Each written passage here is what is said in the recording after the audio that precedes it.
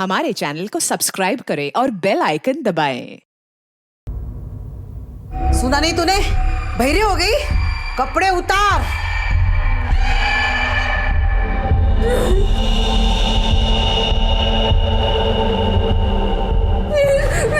उतार।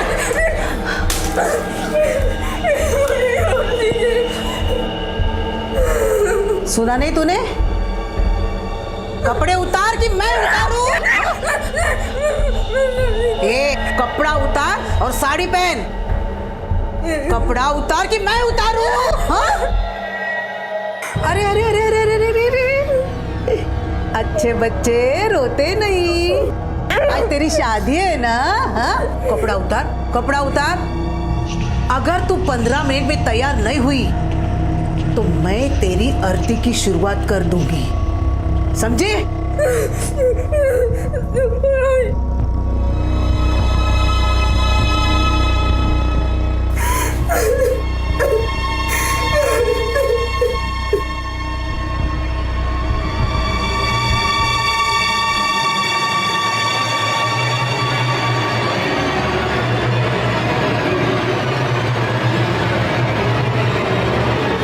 वहां मुंबई में सुमित्रा और पवन की छोटी बेटी अदिति इस पूरे मामले से डर गई थी। माता पिता के बाद उसकी आखिरी उम्मीद थी कि उसकी अर्चना दीदी वापस आएंगी।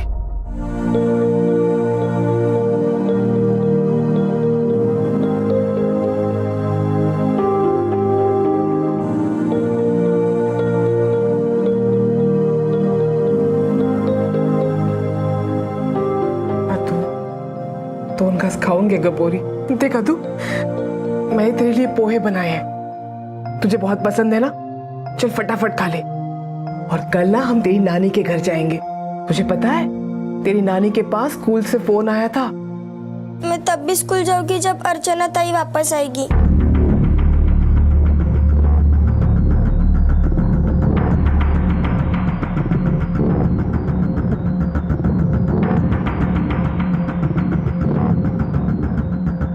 ये सब क्या है साहब? ये कुछ खिलौने और किताबें हैं आदिति के लिए। बेटा ये सब तुम्हारे लिए है।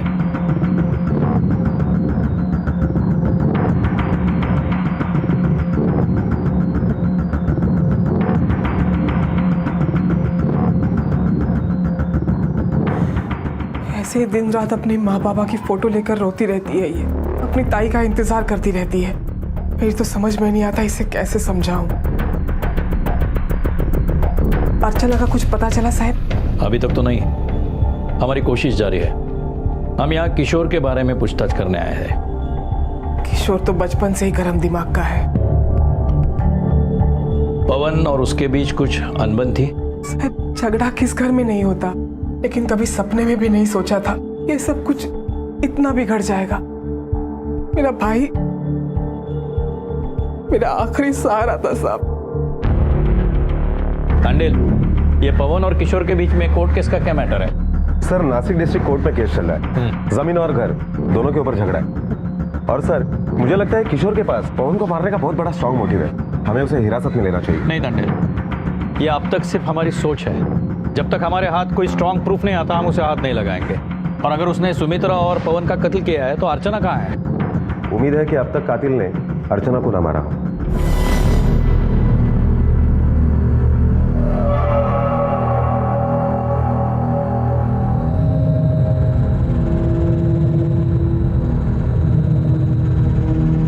अरे वाह वाह वाह वाह वाह, नवरी नटली।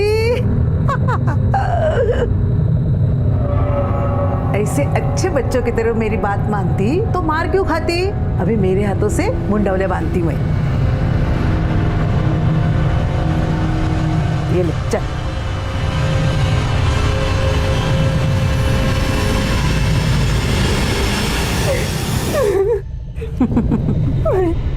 प्लीज मुझे छोड़ दीजिए, मैं हाथ जोड़ती हूँ, मुझे छोड़ दीजिए प्लीज। अरे अरे अरे अरे, मेरे पैर क्यों पड़ती? भागना चाहती तू?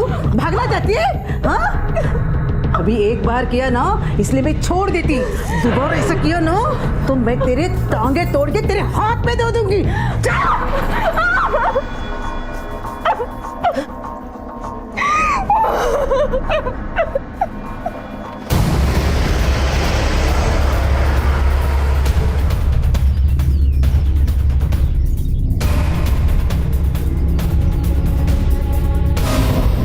किशोर गावित, ओह मीत किशोर, मुझे पता था आप यहाँ जरूर आओगे।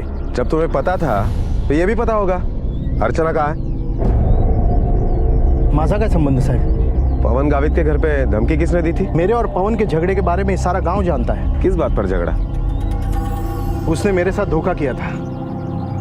लगभग 1 साल पहले हमारे बीच झगड़ा शुरू हुआ, जब पवन ने हमारी पुश्तैनी जमीन और घर मुझे बिना बताए बेचा और उस पैसे से मुंबई में घर खरीदा। बाबा ने मरते वक्त तो घर और जमीन मेरे नाम पर कर दी थी। मैं उसे बेचूं या गिरवी रखूं, मुझे किसी से पूछने की जरूरत नहीं है। मरते हुए बाप का जबरदस्ती से कागज पर अंगूठा लिया था तूने। अरे कुछ तो शर्म कर। तुझे जो कुछ करना है कर ले, मैं फूटी कौड़ी तक नहीं दूंगा। लाख समझाने पर भी वो नहीं माना, इसलिए मैंने उस पर कोर्ट में केस ठोक दिया। और जो केस पवन जीतने वाला था, क्योंकि उसी के पास सारे सबूत और कागज थे, इसलिए गुस्से में आकर तूने पवन को और उसकी बीबी को मार डाला। नहीं साहब, असल में कोर्ट कचहरी के इस झंझट में हमारा बहुत खर्चा हो रहा था, जिसमें हम दोनों के वकील का पेट भर रहा था। इसलिए मैं उसके पास गया था सेटलमेंट करने के लिए, लेकिन वो कुछ भी सुनने के लिए तैयार नहीं था। उल्टा मुझ पर ही भड़क गया। जा जा, नहीं तो मैं ही धक्के मार के घर से निकालूंगा। मुझे धक्का देगा तू? हाँ हाँ, याद रखूंगा तुझे, और इसका हिसाब भी तुझे देना होगा।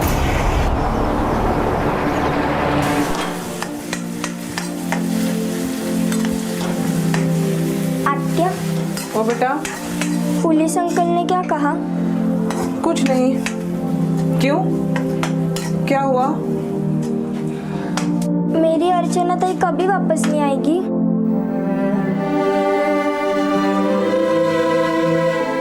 नहीं बेटा, तेरी ताई वापस आएगी। नक्की? हो, एकदम नक्की। तू काळजी नको करूस।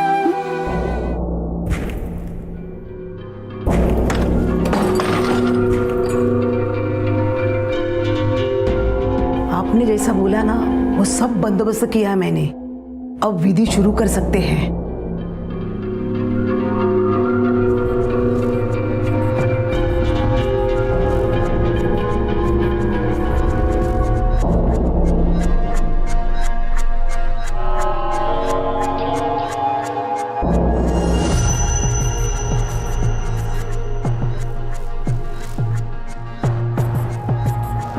इस लड़की पर कोई अनिष्ट साया है, उसे पहला दूर करना होगा। इस लड़की को पीड़ा से गुजरना होगा, वो पीड़ा ही इसे निर्मल बनाएगी।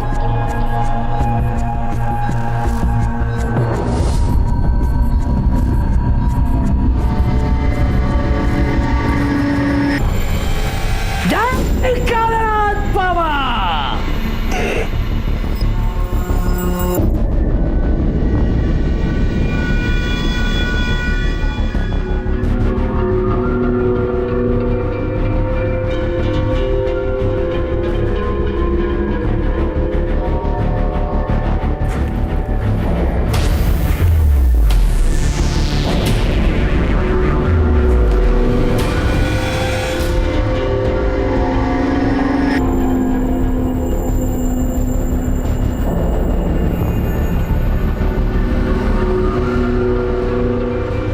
ये क्या है बाबा?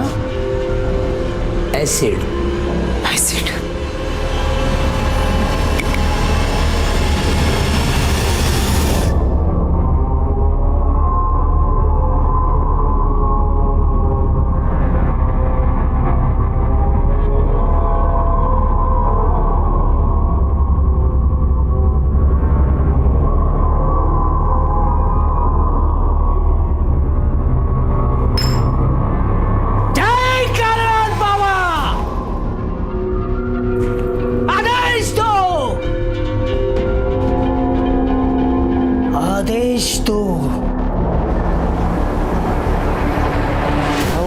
पे 1-1.5 साल पहले रहने आए थे, मगर हमारी उनसे इतनी ज़्यादा पहचान नहीं थी सर। घर में किसी से झगड़ा या मारपीट?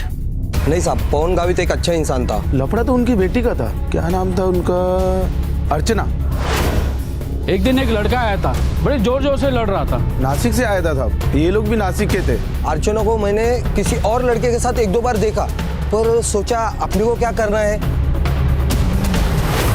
सुना है वहाँ नासिक में भी अर्चना का किसी लड़के के साथ चक्कर था जो पवन को मंजूर नहीं था। उस लड़के का नाम मालूम है आपको? जी नहीं। पवन ने इस बात का जिक्र कभी किया आपसे? मैंने एक दो बार पूछने की कोशिश की थी पर वो चुप ही रहा। शुभ मंगल, सावधान।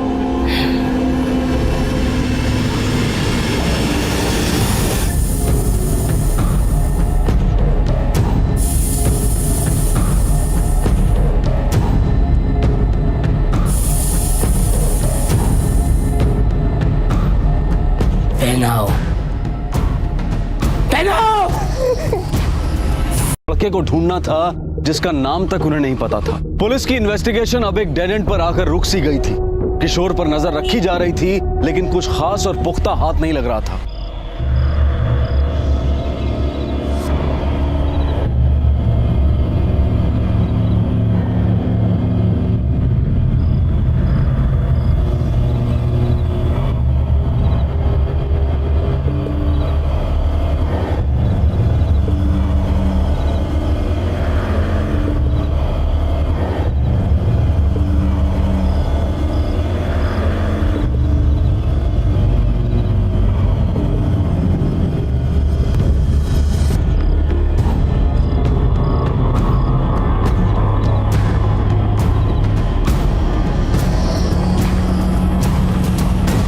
सर एक बहुत ही इंपॉर्टेंट बात हाथ लगी है। ये जो किशोर है वो ब्लैक मैजिक की प्रैक्टिस करता है और इस पूरे मामले में किशोर का कुछ ना कुछ तो ताल्लुक है। हाँ, अपने लोगों को उस पर कड़ी निगरानी रखने को बोलना।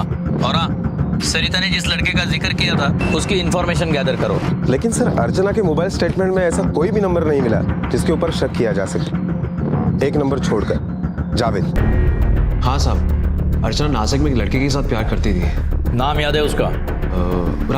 राजा सिरसाट नाम है उसका। तुझे किसने बताया? अर्चना ने? हाँ सर। तुझे अर्चना के किसी दूसरे के साथ प्यार से कोई एतराज नहीं था? नहीं साहब, मतलब अर्चना मुझसे मिलने से पहले राजा से प्यार करती थी और उसके बाद उन दोनों का कुछ झगड़ा हुआ। उसके बाद अर्चना ने उससे बात करना बंद कर दिया था। तुमने देखा है उस लड़के को? हाँ, बस एक बार। अर्चना का पीछा करते करते वो मुंबई आ गया था। तब मैं और अर्चना एक साथ थे। अब तुम जाओ यहाँ से, कोई देख लेगा। हाँ तो अच्छा है ना, देखने दो। ओके बाबा, चलता हूँ, रात को कॉल करता हूँ। ठीक है, बाय। बाय।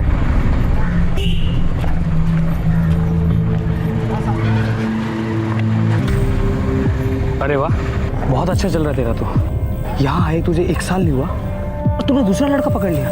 मैंने बोला था ना कि हमारे बीच में सब कुछ खत्म हो गया है। चल निकल इधर से राजा।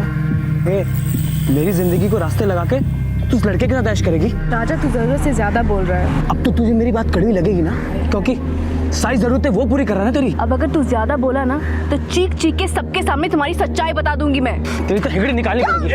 क्या कर? हाथ छोड़, मैं छोड़ हाथ। कौन है बे तू? कौन है? श्री हाथ। जावेद, क्या कर रहे हो तुम दोनों? लड़की को छोड़ेगा? हाँ, लड़की को छोड़ेगा? छोड़ दो। जावेद, क्या कर रहे हो तुम? छोड़ दो इसे।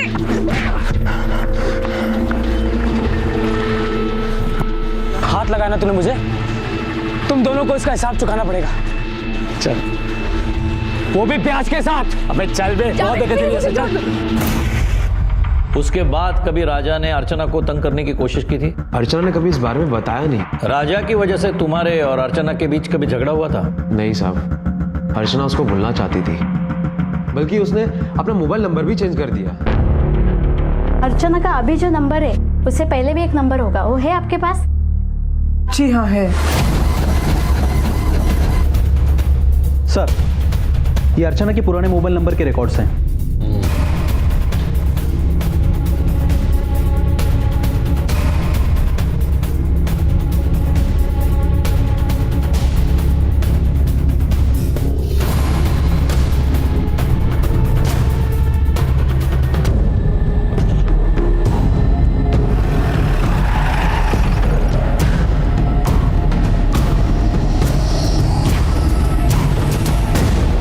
शॉट हुई है? जी साहब। चल साहब क्या हुआ? चल, पता चल जाएगा। साहब मुझे छोड़ दीजिए, मैंने क्या किया? साहब मैंने कोई गलती नहीं की साहब। सब छोड़ दीजिए साहब मुझे। ये राजेश साहब। साहब आप मेरी बात सुनते क्यों नहीं साहब? मैंने किसी को नहीं मारा साहब। अर्चना गावित को जानते हो? लेकिन साहब। हाँ या ना? हाँ साहब। कहाँ है वो? मुझे कैसे पता होगा साहब? लफड़ा था ना तेरा? कैसा? लेकिन साहब। देख, हाँ या ना? हाँ साहब, बहुत प्यार करता था मैं अर्चना से। फिर झगड़ा क्यों हुआ? साहब वो तो बहुत पहले ही गांव छोड़कर मुंबई चले गए थे। वहाँ पर साहब उसने एक दूसरे लड़के को फंसा लिया। बहुत पैसे वाला था साहब। वहाँ जाके उसके रंग ढंग ही बदल गए साहब। गुस्सा तो बहुत आया होगा तुझे। गुस्सा क्यों नहीं आएगा साहब? वो दारू पी के थोड़ा दिमाग घूम गया साहब। और फिर दारू के नशे में तूने मुंबई जाकर उसे धमकी दे दी और उसी गुस्से में तूने उसके माँ बाप को मार डाला, उसे अगवा किया। क्यों? भगवान कसम मैंने ऐसा कुछ भी नहीं किया साहब। 23 फरवरी को कहाँ था तू? 23 फरवरी को मैं नासिक में ही था साहब। अच्छा, इतने जल्दी याद आ गया उसको? रट्टा मार के आया क्या? नहीं साहब, 23 फरवरी को मेरा जन्मदिन था और इसीलिए मुझे पूरा याद है साहब। मैं नासिक में था अपने दोस्तों के साथ। राजा के पास पुलिस के हर सवाल का जवाब था। पुलिस का शक राजा पर बढ़ता जा रहा था क्योंकि कत्ल की रात राजा नासिक में ही था और ये बात पुलिस को उसके मोबाइल फोन के लोकेशन से पता चली थी। वहीं दूसरी तरफ अर्चना ब्लैक मैजिक का शिकार बन रही थी, लेकिन अब तक ये नहीं पता चल पा रहा था कि आखिर वो लोग उसके साथ करना क्या चाहते थे। आज अमावस्या है। कल इस लड़की का कालीनाथ बाबा के साथ विवाह संपन्न हुआ। आज कालीनाथ बाबा के साथ इसका मिलन होना बहुत जरूरी है। बाबा, इस नाग के साथ लड़की का मिलन कैसे होगा? मैं हूं ना, हाँ? कालीनाथ बाबा का भक्त।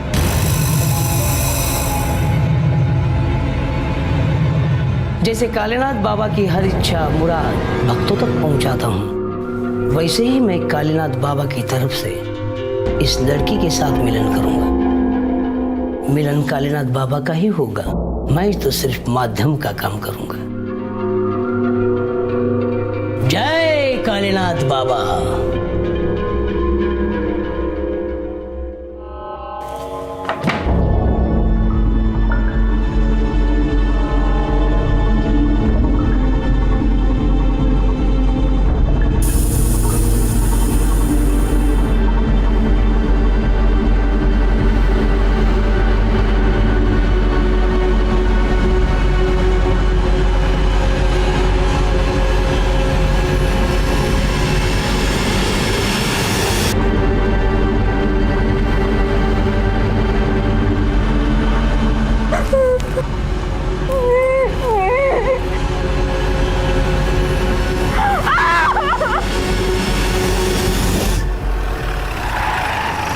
राजा कुछ बोला? कुछ खास नहीं sir. What about Kishore? Sir ये किशोर ये जंत्र मंत्र तंत्र ये काली विद्या इनमें बहुत विश्वास रखता है। मुझे लगता है हमें राजा पर फोकस करना चाहिए क्योंकि उसी के पास अर्चना और उसके घर वालों की हत्या करने का स्ट्रांग मोटिव है। लेकिन सर उसके साथ जब भी पूछताछ की गई है कोई ऐसी वजह सामने नहीं आई है। राजा और अर्चना के बीच झगड़े की कोई वजह? जावेद का पैसा? नहीं तांडेल, जैसे सरिता ने कहा उस हिसाब से अर्चना और राजा के बीच झगड़ा यहाँ हुआ था, उसके बाद वो मुंबई आई और जावेद उसे मिला। इस बारे में गांव वालों से राजा के दोस्तों से बात करनी पड़ेगी। Okay sir. राजा सिरसाट को जानता है? बचपन से साहब एक ही स्कूल में थे हम। क्यों, क्या हुआ साहब? राजा ने कुछ लफड़ा किया है क्या? क्यों? राजा क्या हमेशा लफड़ा करता है? ऐसी बात नहीं साहब, पहले तो सब अच्छा था लेकिन जब से वो अर्चना ने उसे छोड़ा है तब से थोड़ा सा हिला हुआ है। किसी बात पर झगड़ा हुआ उन दोनों में? कुछ नहीं, बस ऐसे ही मुंबई चली गई। लेकिन झगड़ा तो उसके मुंबई जाने के पहले हुआ था। मतलब? देख ब्रह्मन, अपने दोस्त को बचाने के चक्कर में तू खुद फंसेगा। उससे अच्छा ये होगा तू जो कुछ भी सच जानता है बता दे। जस्ट हमारा कॉलेज खत्म हुआ था और मुझे पता था कि राजा अर्चना को पसंद करता है। चलो बाय। सुनो ना, मुझसे बाय नहीं बोला जाएगा। स्माइल दे दो ना। क्या कर रहे हो? कोई देख लेगा। तू देखने दो, डर लगता है मुझे किसी से। अच्छा बाबा लो। बाय। क्या बात है राजा, आखिर तूने शिकार कर ही दिया। तमीज से बात कर, तेरे होने वाली भाभी है वो। तो आगे इरादा क्या है? इरादा क्या है? बस उसके घर पे जाना और उसके बाबा से उसका हाथ मांगना। लेकिन राजा, तो शादी कैसे कर सकता है? राजा क्या पहले से शादीशुदा था? नहीं साहब। तो फिर वो शादी क्यों नहीं कर रहा था? वो बात नहीं है साहब। वो क्या है ना, जल्दी बता। राजा को वो वाला प्रॉब्लम है। वो वाला मतलब? साहब वो राजा को नामर्दांगी वाला प्रॉब्लम था। तुझे कैसे पता? मैं राजा का बचपन का दोस्त हूँ ना साहब, और उसने सिर्फ मुझे ही बताया था, और मैंने इंटरनेट पे डॉक्टर का नाम सर्च करके उसे बताया था। तो राजा गया था डॉक्टर के पास? अकेले जाने के लिए वो डर रहा था, तो वो वहाँ भी मुझे साथ लेके गया था। लेकिन सर राजा का बैड लक था। वहाँ क्लिनिक से बाहर आते वक्त राजा को अर्चना के बाबा ने देख लिया था। सच पूछो तो सारा लफड़ा वहाँ से ही शुरू हुआ था। लफड़ा? क्या हुआ था? झगड़ा वगड़ा हुआ था, ऐसा सुना था, लेकिन क्या हुआ था वो मुझे मालूम नहीं सर।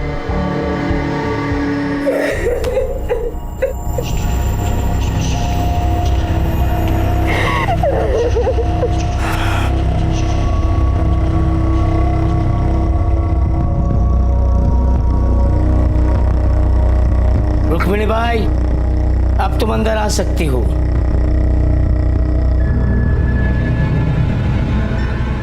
विधि पूरी संपन्न हो चुकी है। सब ठीक से हुई ना? मैंने पूरे मन से कालीनाथ बाबा की सेवा की है। मुझे नहीं लगता कि अब तुम्हारी कोई भी मनोकामना पूरी होने के लिए कोई अनिष्ट शक्ति रोकेगी। जय कालीनाथ बाबा। राजा सिरसाट, तेरा अर्चना के साथ रिश्ता था ना? हाँ साहब। बाद में दोनों में झगड़ा हुआ? हाँ साहब। तो तूने मुंबई जाकर उसे धमकी दी? हाँ साहब। ये सारी बातें तो मैं उन साहब को बता चुका हूँ। अब बार बार एक सवाल क्यों पूछ रहे हैं साहब? 2000 बार पूछेंगे। और तू क्या? तेरे पूरे खानदान को जवाब देना पड़ेगा। 2 लोगों की हत्या हुई है, एक जवान लड़की लापता है, इसका मतलब समझता है तू? ठीक है, मैं तुझे हथकड़ी लगाता हूं और कोर्ट में खड़ा कर देता हूं। बोलता हूं इसी ने मर्डर किया है। सला आमच्या डोक्याला ताप नको। गया याला आतमध्ये। साहब तुम्हारा ऐसी गलती नहीं होगी साहब। वो दूसरे साहब को सब सच बताया? हाँ साहब। झूठ। डॉक्टर पाटिल वाली बात बताई? जो है वो सच बताओ, वरना तेरी फांसी पक्की। साहब तब सच बताता हूँ साहब। उस दिन अर्चना के बाबा ने मुझे क्लिनिक के बाहर देख लिया था। बाबा आप तो बस ऐसे ही गुस्सा कर रहे हैं। मैंने डॉक्टर पाटिल से जाके बात की, अपने बेटी के भविष्य का वास्ता दिया, तब जाके उन्होंने तुम्हारे बारे में सब कुछ सच बता दिया, खासकर तुम्हारी कमजोरी के बारे में। मैं तुमसे शादी करवा के मेरी बेटी की जिंदगी नर्क नहीं बना सकता। बेहतर यही है कि तुम सब कुछ भूल जाओ। बाबा मेरी बात तो सुनिए ना बाबा। अर्चना तुम तो बोलो कुछ। मैं बोलूंगी राजा, सबके सामने तुम्हारा साथ दूंगी। बस एक बार बोल दो कि ये सब कुछ झूठ है।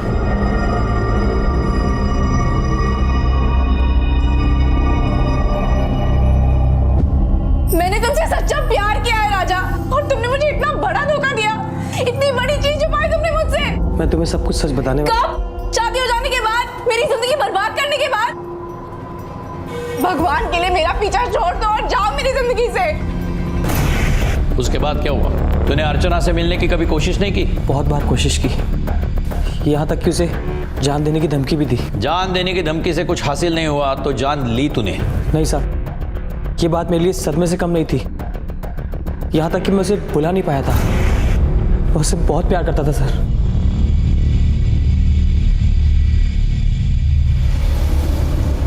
अर्चना, अर्चना मेरी बात सुनो ना अर्चना। अर्चना डॉक्टर ने कहा सब कुछ ठीक हो जाएगा और मैं तुम्हें बहुत प्यार से रखूंगा अर्चना।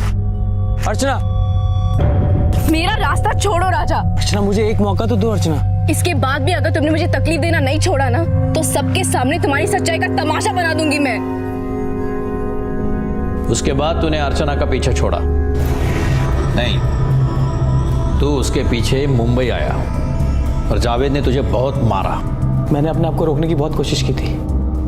अर्चना और उसके परिवार वालों ने मेरी कमजोरी का मजाक बना के रख दिया था और धीरे धीरे ये बात पूरी गांव में फैल गई। वो तो गांव छोड़ के बाहर चले गए, मगर मेरा जीना आराम हो गया सा। यहाँ तक कि मेरी शादी में भी रुकावटें आने लगी और इसी बात का झगड़ा करने के लिए मैं मुंबई उसके घर चला गया। सर राजा सच बोल रहा है, क्योंकि जिस दिन मर्डर हुआ उस दिन राजा नासिक में ही था। उसके मोबाइल लोकेशन को हमने ट्रेस कर लिया था। रिकॉर्ड से कोई अनयूजुअल कॉलिंग मिली? नहीं सर, हम उसके सारे कॉल डिटेल्स चेक किए और कोई सुपारी देने का भी चांस नहीं है। ठीक है, लेकिन असली कातिल हाथ आने तक इस राजा के हर कदम पर ध्यान रखना होगा और इस मामले से जुड़ा कोई भी हमारे शक के दायरे से बाहर नहीं होना चाहिए। Yes sir. पवन के भाई किशोर पर भी पुलिस की कड़ी नजर थी, क्योंकि वो भी अब तक शक के दायरे से बाहर नहीं था। और दूसरी तरफ राजा के पास भी कत्ल वाली रात नासिक में होने की खास वजह थी, और ऐसे हालात में आखिर वही हुआ जिसका पुलिस को डर था।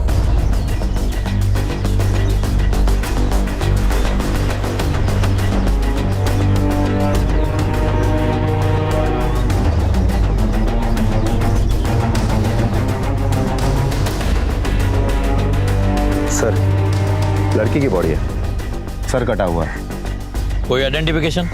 नहीं सर, लेकिन पाँव के टखने पर एक बर्थ मार्क है, आइडेंटिफिकेशन के लिए काम आएगा। यहाँ के पुलिस की मदद लो, इस लड़की का सर मिलना हमारे लिए बहुत जरूरी है। शायद ये बॉडी अर्चना की भी हो सकती है।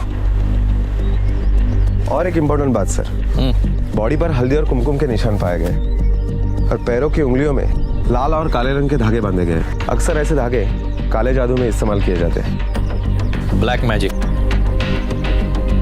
किशोर गावित को उठाओ, मुंबई फोन करके जावेद की इंक्वायरी करने को बोलो, राजा का लोकेशन ट्रेस करो। इस मामले से जुड़ा हर कोई अपने रडार पे होना चाहिए और ध्यान रखो कोई भी शहर छोड़ के न जाने पाए। Okay sir.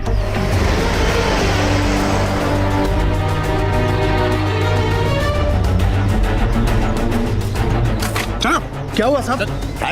मैंने क्या किया? पवन, सुमित्रा और अर्चना गावित की हत्या के शक में हम तुम्हें अरेस्ट करते हैं। मेरी बात तो सुनिए साहब। काले जादू का बड़ा शौक है ना तुझे? चल अभी असली जादू दिखाता हूँ। साहब मेरी बात तो सुनिए।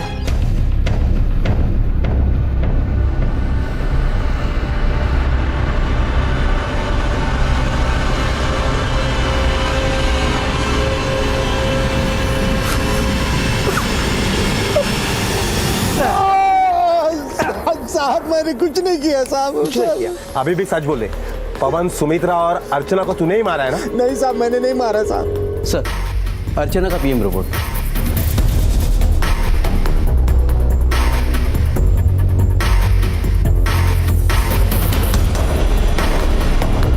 कुछ कहा किशोर ने? बहुत मारा, लेकिन वो कुछ भी कबूल करने के लिए तैयार नहीं है। कोशिश जारी रखो। सरिता ने बॉडी को आइडेंटिफाई किया है, बॉडी अर्चना की ही है। पीएम रिपोर्ट के हिसाब से उस पर रेप भी हुआ है। लेकिन सर, किशोर तो उसका चाचा है। सर, चाचा ने अपने भतीजे के ऊपर? इस केस में जरूर कुछ है जो हम मिस कर रहे हैं। ये गुत्थी एक ही तरह से सुलझेगी। कौन के? इस एरिया में ऑपरेट करने वाले मांत्रिक, काला जादू करने वाले बाबा लोगों की इंफॉर्मेशन मुझे जल्दी चाहिए। सर, एक मांत्रिक है जिसे हमने 2 बार अरेस्ट किया था। दोनों बार हमें शक हुआ था कि उसने लड़के के साथ जबरदस्ती की है, लेकिन उन लड़कियों के घर वाले उसे बचा रहे थे। क्या बाबा लोग उछला आता?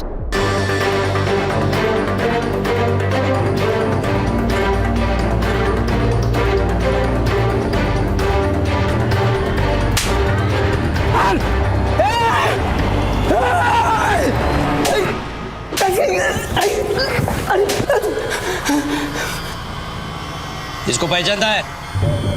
बोलता क्या? जानता हूँ। क्यों मारा इसे? नहीं साहब, मैंने तो इसकी शुद्धिकरण विधि की इसकी। ये लड़की अभी भी जिंदा है। सच बोल रहे हो तुम? हाँ साहब, विद्या की कसम उठा के बोलता हूँ, ये लड़की जिंदा है। कहाँ है फिर वो? ये रुक्मणी बाई के घर पर है।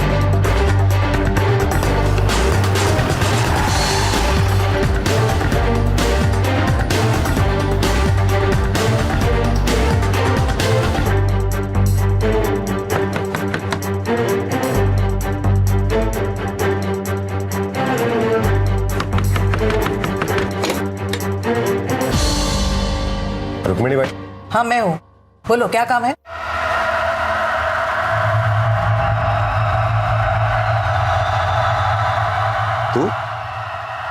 तुम यहाँ क्या कर रहा है? मतलब उसी का घर है, बेटा है मेरा वो। अच्छा। हाँ। अरे अर्चना कहाँ है? कहाँ है अर्चना? साहब मुझे नहीं पता साहब। तुझे नहीं पता? झूठ बोलता है। अरे गलवी क्या हाल है? और इससे भी लेके जाओ। अरे सुनो, अरे सुनो।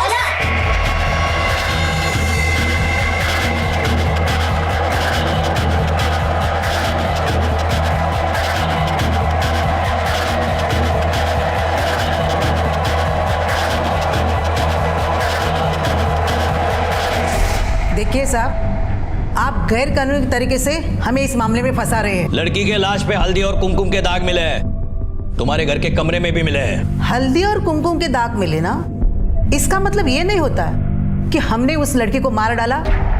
ये कायदे कानून हमें भी पता है। तो क्या इतने सारे हल्दी और कुमकुम से तुम लोग क्या घर में होली खेल रहता है? देखो रुक्मिणी बाई, जो है वो सच बताओ, वरना आप बेटे को बचाने जाओगी और खुद जिंदगी भर सड़ोगी जेल में।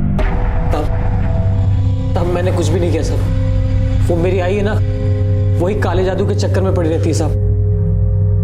मतलब तुम्हारे कहने के मुताबिक ये सारे कत्ल तेरी आई ने किए? मुझे इस कत्ल के बारे में कुछ भी नहीं पता। लेकिन तेरी आई तो कुछ और ही कह रही है। क्या कहा उसने?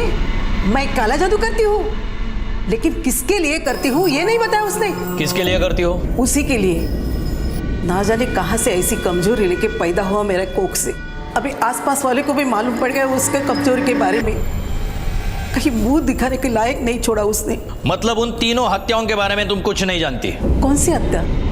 किसकी हत्या मुझे नहीं पता। अर्चना की और उसके माँ बाप की हत्या। देवा शब्द शांति साहब, इस हत्या के बारे में मुझे कुछ नहीं पता। मरते वक्त भगवान याद आता है तुम लोगों को। अब कहां गया तुम्हारा कालेनाथ बाबा? बुलाओ उस बाबा को। देख राजा, तेरे आई ने हमें सब कुछ बता दिया है। अब तू बता, तू क्या क्या जानता है? साहब, मुझे मेरे वकील से मिलना है साहब। बड़ा कायदा कानून जानता है तू। चल, आज तेरी मुलाकात करवा ही देता हूं। कांस्टेबल,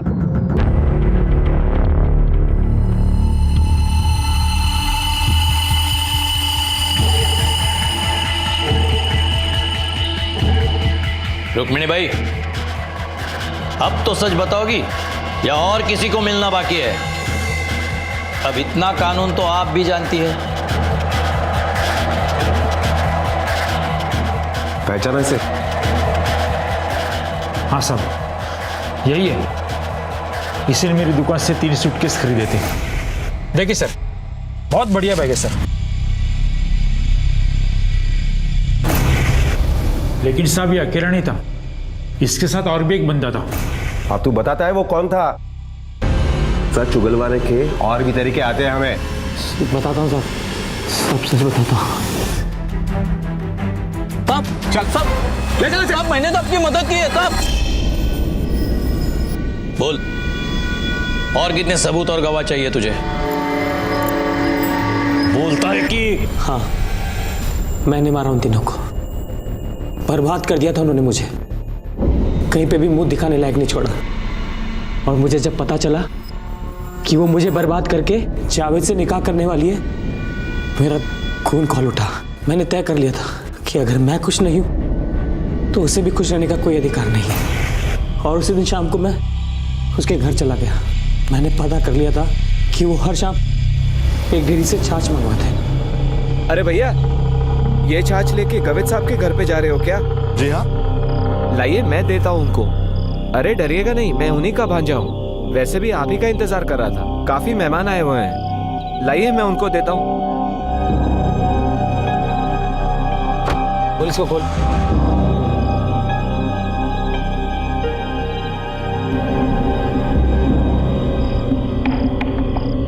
ले, बंद कर इसको, जल्दी बंद कर। अच्छे से ला, किसी को शक नहीं होना चाहिए। हाँ।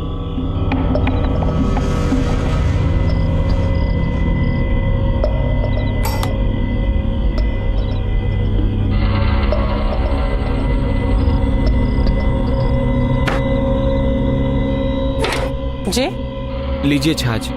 आप कौन? वो क्या है ना, हमारे रोज वाला लड़का गांव चला गया है, इसलिए हम खुद आए हैं। ठीक है, लेकिन हिसाब में लिख के रख देना। जी भाभी जी।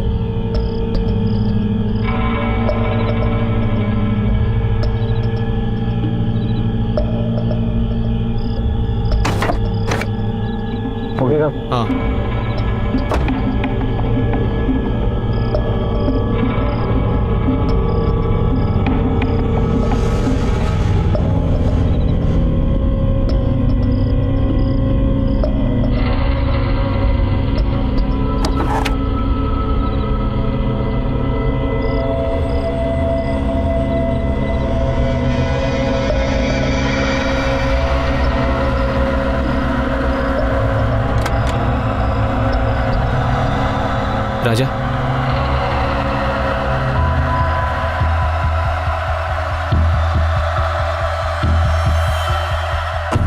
नींद की दवाई असर कर चुकी थी, तीनों लगभग बेहोश हो चुके थे।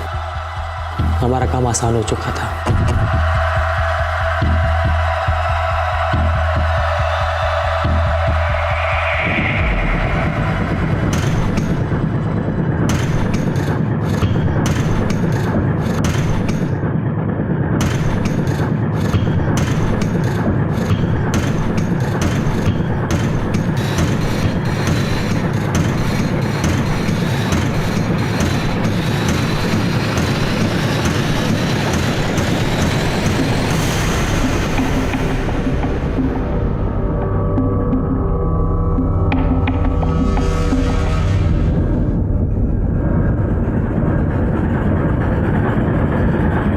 कुछ भरा था दिल में साहब, सबका सब बाहर निकल गया।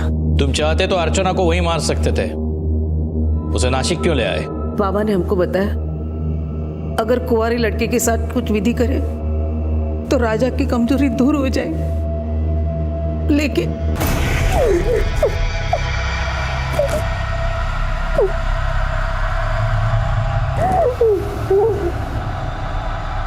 जय कालीनाथ बाबा। बेटा कुछ सुधार हुआ? नहीं बाबा। ये सब क्या है बाबा? आपने जैसे कहा, जो कुछ कहा सब हमने किया। हमारी विधि सफल नहीं हुई, इसका कारण ये लड़की है। इसका मतलब ये वारिनी है। अब ये लड़की हमारे किसी भी विधि के लायक नहीं है। अब जो निर्णय लेना चाहे ले सकती है।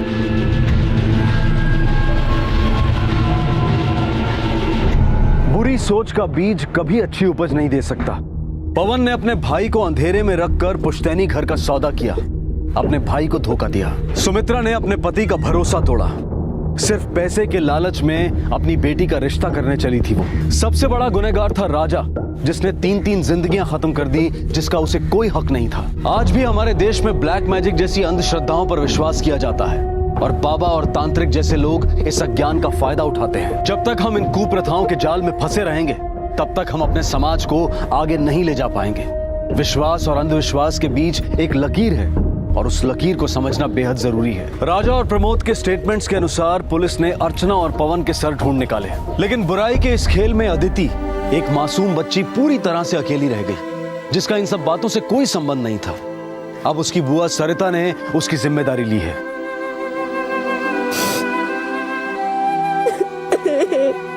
ईगो, अहम, इसने आज तक कभी किसी का भला नहीं किया है।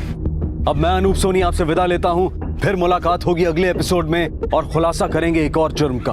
तब तक अपना और अपने परिवार का ख्याल रखें और देखते रहें क्राइम पेट्रोल डायल 100। सबक एक को, सीख हम सबको। जय। For more updates, subscribe to our channel, click the show links and enjoy watching the videos.